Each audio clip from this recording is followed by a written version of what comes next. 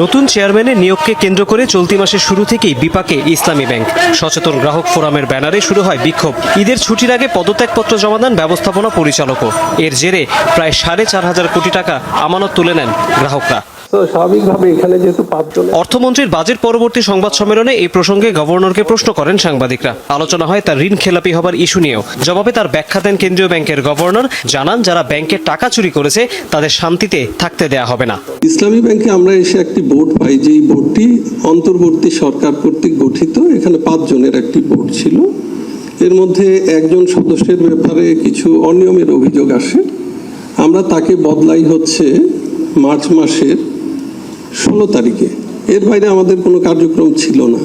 এবং ইসলামী ব্যাংকে আমরা কোনো লোনের জন্য বলি না, কাউকে বদলির জন্য বলি না, কাউর প্রমোশনের জন্য বলি নাই, এই অভিযোগ নাই। কিন্তু সোশ্যাল মিডিয়া গরম যে অবৈধ হস্তক্ষেপ করছে সরকার। এ সময় কালো টাকা সাদা করার সুযোগ বহাল রাখার সমালোচনা করেন সাংবাদিকরা। জবাবে এনবিআর চেয়ারম্যান বলেন, এটি নিয়ে বিভ্রান্তি তৈরি হচ্ছে।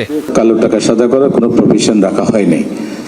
আমার মনে হয় যেটা নিয়ে একটু আপনাদের মধ্যে ভুল বোঝাবুঝি তৈরি হয়েছে, সেটা হচ্ছে যে আমরা ছোট্ট একটা প্রভিশন গত বছরই করেছিলাম।